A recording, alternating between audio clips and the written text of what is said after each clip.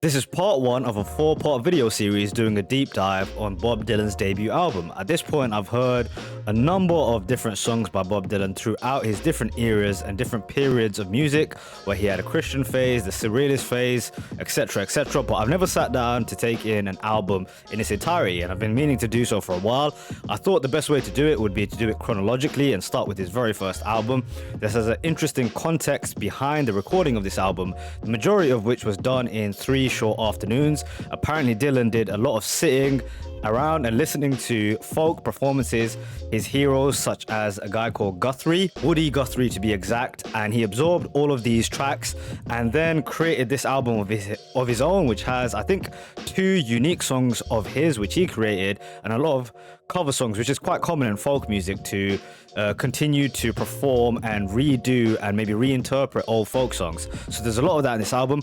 Hope you guys enjoyed. This should be a fantastic ride, as I've become a really big fan of Dylan, particularly his fantastic writing. So here we go, let's take a deep dive. So here we go, the very first track on the debut album is called Youre No Good. I'll have a little bit of context to help guide me for each and every one of these songs. This one is called Youre No Good, and through the stuff that I found, it looks like it was initially created by a guy called Jesse Fuller, and it was through Fuller that he actually learned the track, and it took around 8 takes, which was uncommon at the time. Dylan, a lot of the songs on his debut album seem to be recorded in the very first take, and it's about a narrator wanting to lay down and die for a woman. So there's sort of a leading in context. I think also for the album, I will find it interesting because it's so folk music based.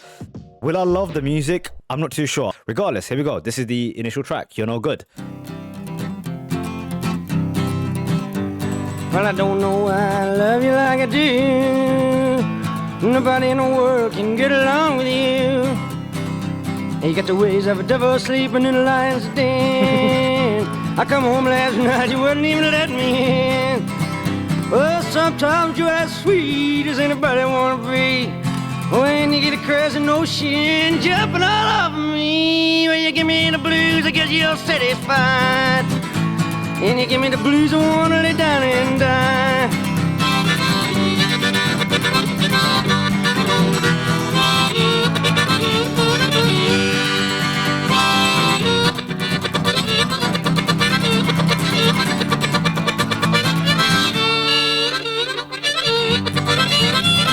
Funky kind of style, man.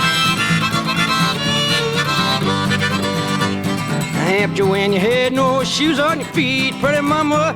I helped you when you had no food to eat. You're the kind of woman I just don't understand. You're taking all my money and give it to another man. Okay, so really interesting because some of his most famous songs ever stem from this idea of talking about a woman who's done him wrong, and he is writing about all the sort of different habits or personality traits of this woman. You think of a track like a Rolling Stone was the song. Amazing track, absolutely amazing track. And I think he uses the metaphor of the woman to speak on something bigger. But some of his best tracks are around these lines. I think The Visions of Joanna was another one similar to that type of style. So it looks like he learned about this sort of writing style of using a woman as a metaphor, something deeper in this early period. Well, you the kind of woman makes a man lose his brains. You're the kind of woman drives a man insane. You give me the blues, I guess you're satisfied. You give me the blues, I wanna lay down and die. Well, you give me the blues, I wanna lay down and die.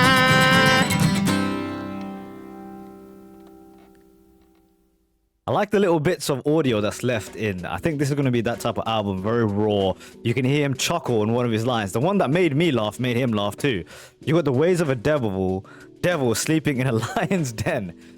The ways of a devil sleeping in a lion's den. You would imagine a devil is already someone who's mischievous, getting up to no good. But sleeping in a lion's den perhaps means that it's even more agitated and annoying than a devil usually would be. It's obviously not his writing, but it's also amazing to see his influences early on. That he was who he was taking from. This, I think, this has been described as a talking blues style. It's very straightforward with a harmonica sort of solo in between, but fast pace, at times non sequiturs, lines that are really interesting and catchy together, one after the other. And again, I'm gonna always compare it to hip hop. This is a style in hip hop, man. Very short, simple, basic tracks with a repetitive style to it and non sequitur lines that are made to be funny or witty one after another. It's gonna sound crazy. Maybe no one's gonna make this comparison. Lil Wayne does that a lot. I don't know if anyone's ever made a Lil Wayne, Bob Dylan comparison, but there we go. That's how we're gonna start things. Off to the next song. Track 2, Talking New York. Now, this is a talking blues song, apparently, which we spoke about actually in the last song. We'll speak about that in a second. But it's a song that describes his feelings in arriving in New York from Minnesota, his time playing coffee houses in Greenwich Village, and the difficulty he had in finding gigs as a result of his unique sound. It seems like people thought he was a hillbilly. It's a track that was actually written by Dylan, which is interesting because not a lot of songs in this one are actually written by Bob, but it's also in this talking blues format, created apparently by a guy called Christopher Allen Boschillen, I think is his name, in 1927 with this track Talking Blues, and popularized by Dylan's idol Woody Guthrie. So that answers some questions for me. Really cool information. Here we go, Talking New York.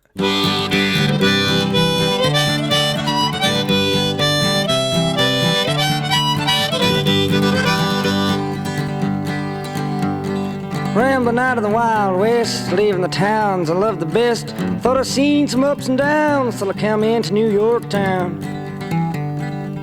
People going down to the ground, buildings going up to the sky.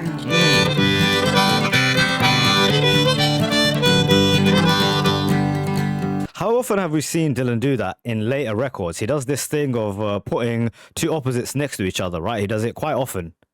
Very good sign. First track of his in official recordings, written by him. This is the one, Talking New York, and it's got this in it. People going down to the ground. I think he means actually like their lives falling down and buildings going up to the sky at the same time. The ups and downs of life in New York. Wintertime in New York town, the wind blowing the snow around. Walk around with nowhere to go. Somebody can freeze right to the bone. I froze right to the bone. New York Times said it was the coldest winter in 17 years. I didn't feel so cold then.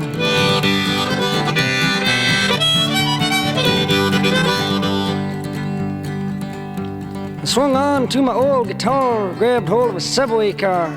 After rocking, reeling, rolling ride, I landed up on the downtown side. Greenwich Village.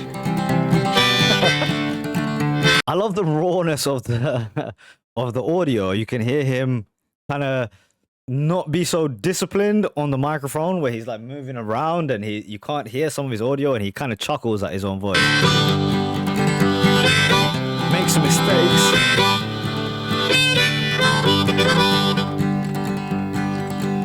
I walked down there and ended up in one of them coffee houses on the block. I'd get on the stage, sing and play. Man there say, come back some other day. You sound like a hillbilly. We want folk singers here.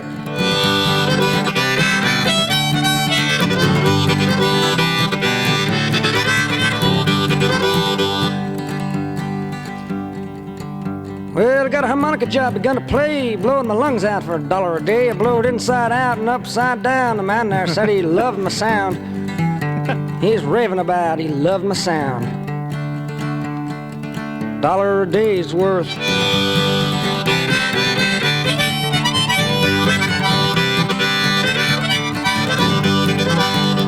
After weeks and weeks of hanging around, I finally got a job in New York town. In a bigger place, bigger money too, even joined a union and paid my dues. Now, a very great man once said that some people rob you with a fountain pen. It don't take too long to find out just what he was talking about. Okay, this is a great track, and I'm always going to make references to hip-hop music as usual. One thing about rock music I noticed is it's often a little less direct in how personal the stories are. Because hip-hop is one person writing the lyrics, it's usually about their story, their come-up story quite often. And this is really cool to see. Essentially, his come-up story told in this format. It reminds me of a track that Kanye West done called Last Call, where he documents his rise to getting signed by Jay-Z. And really awesome to see. It's basically the life before Bob Dylan becomes Bob Dylan and what happened in those days. some great lines in this one. That now a very great man once said that some people rob you with a fountain pen. That's a great fucking line. The idea that we think of theft as like, give me that thing and snatch it off you, but really the greatest type of theft is done with a suit and a tie on, with a fountain pen, and make you write your signature in all kinds of dodgy dealings, which probably happened to the guy. He had another great line here. What I want to see, yeah. Well, I got a harmonica job, began to play, blowing my lungs out for $1 a day. I blowed inside, out, and upside down. That made me chuckle. A lot of people don't have much food on their table, but they got a lot of forks and knives, and they got to cut something.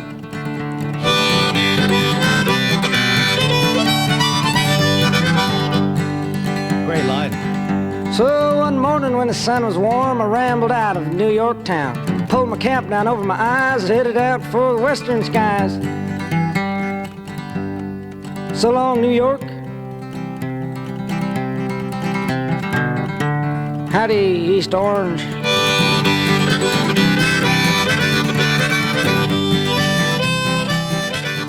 Wow, piece of history there, man. The very first track written and recorded by Dylan on an album. I don't know if it's this actually the very first, but it's the first one in chronological order.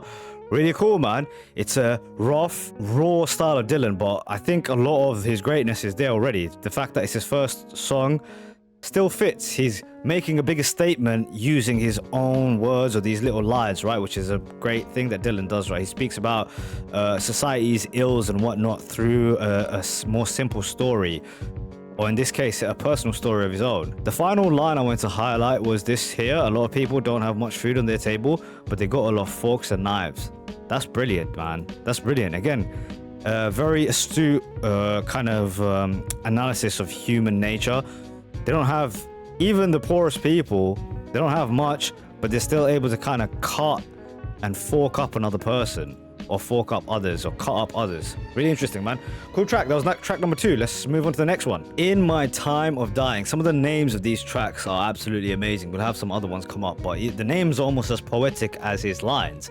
So like most of the songs on Dylan's debut album, this is interpretation of a folk standard. So I guess that's what they call it. There's a track that is like created by maybe an amalgamation of different tales, and then you do your interpretation of the track. First recorded by Blind Willie Johnson, which is a guy who has come up in other songs. There's a song that's actually dedicated to the guy. So here we go. Let's check out the track.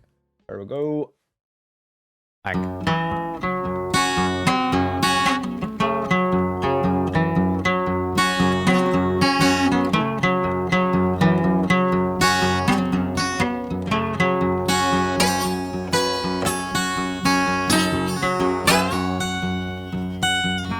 There's a country sound to it for sure. Well, in my time of dying, Wow. don't want nobody to mourn. All I want for you to do is take my body home. Wow. Well, well, well, so I can die easy. Well, well, well. Well, well, well, so I can die easy. Jesus gonna make him. Jesus gonna make up, Jesus gonna make up my dying bed. Best vocal on the album by far. Unbelievable kind of pain in his voice, man.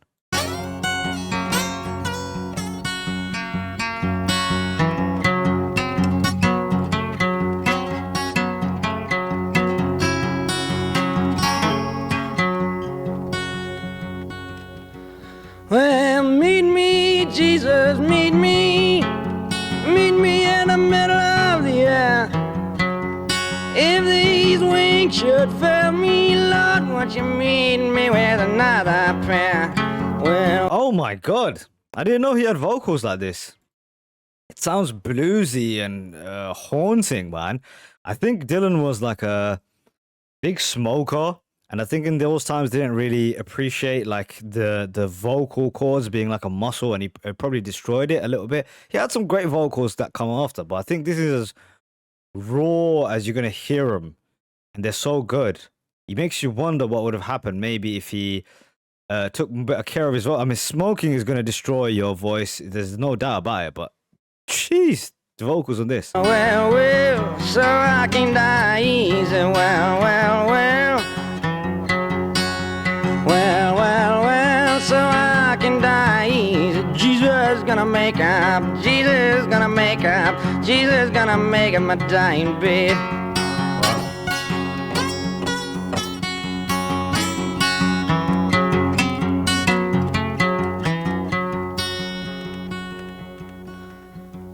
Lord, in my time of dying, don't want nobody to cry.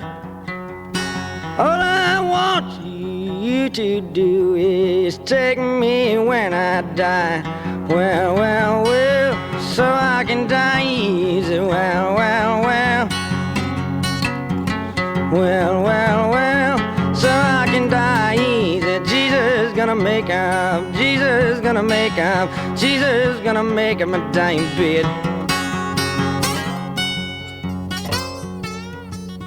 What an unbelievable song. This is a gospel track by Billy, right? His name was Blind Billy Willie Johnson. Turns out Led Zeppelin did a version of the song as well, and I can totally understand why, because the lyrics are so good. It's like this kind of call up to heaven, right? But I think the performance really sells it as what I think would be like a very personal moment in a person's life where they have their hands out and are kind of praying to God. I think Dylan captured that so well with his voice, the pain in his voice, a really haunting quality to it. Great stuff, man. Great track. Maybe my favorite so far in the album. Man of Constant Sorrow, another very poetic song title in this album.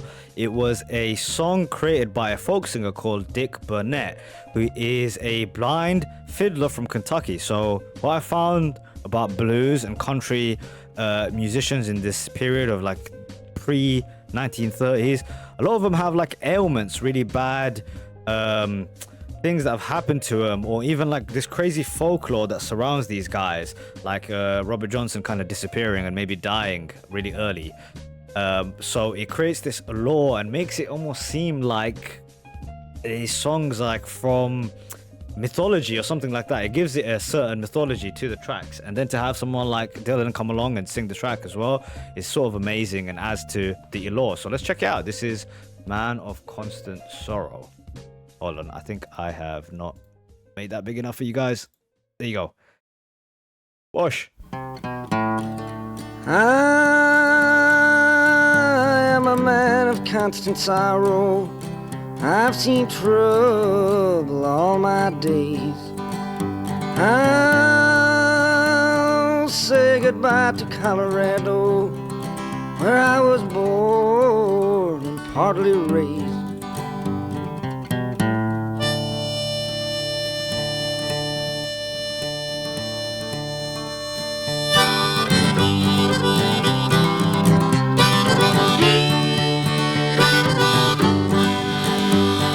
There's certain aspects of folk music that are repeating and that I feel like come up quite often, or a certain sound style. This is, I think, a great example of that. This song, that last harmonica part with the style of guitar playing that's on the back of it, which is very rhythmic. I think a lot of folk music guitar is really rhythmic in nature. I don't just mean that it's like rhythmic the way I don't know, maybe like a Rolling Stones is, but I mean that there's percussion built into the actual playing of the folk track of the guitar, right? It acts in a dual sense a lot of the time. I don't know. Maybe you guys will know more about that than me. Your mother says I'm a stranger. My face you'll never see no more. But there's one promise, darling. I'll see you on God's golden shore.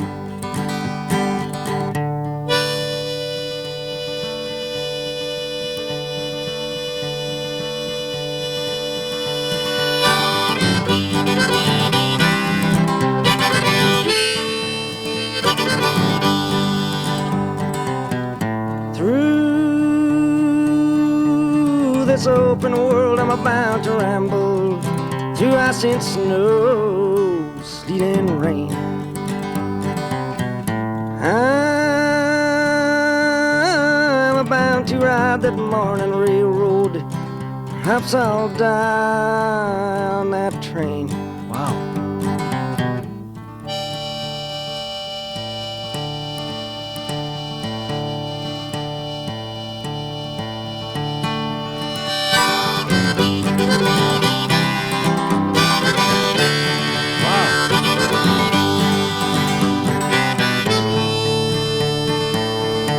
I was super concerned coming into this album, man. Am I gonna enjoy the music? I know I'm gonna like the writing, but I'm gonna like the music. But this is great, man. Sonically, just pleasing to the ears. Damn, who would have ever thought I would have liked folk music? This is a strange realization to have.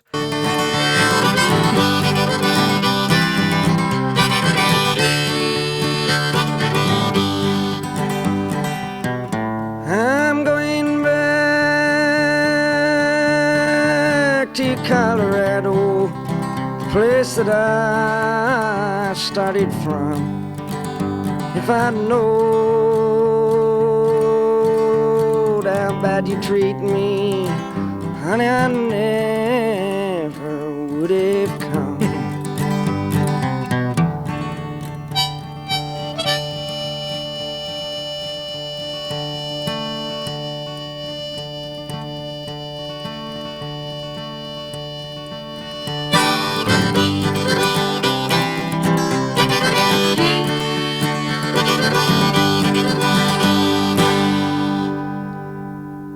The perfect folk song, the quintessential folk song, if you ask me. That was unbelievable, man. I think one thing about folk music, it takes a little bit on the listener's part.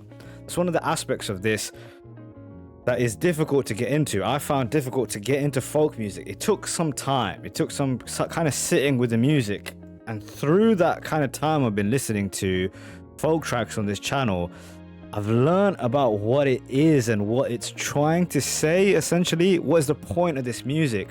It has a beautiful simplicity to the music side of things, which again takes a while to appreciate. You have to learn to appreciate it for what it is, because what it's trying to do is have this tale be told over the top of it, and that's a lot of folk music. It's like a real storytelling on the top of the track, and that's what it is here, man. This is like a farewell song, I'd say.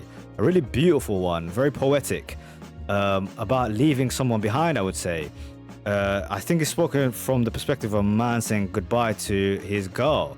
Your mother says that I'm a stranger, my face you'll never see no more. But there's one promise, darling, I'll see you in God's golden shore. That's poetic, man. It's beautiful, touching. Hey, this is a real treat. I'm glad I get to witness this album. I think this process will definitely have me turn into a folk music appreciator. I don't know if I can play these songs in a playlist and have me riding around listening to this, but there's a time and a place for everything, man. This was great. Thumbs up.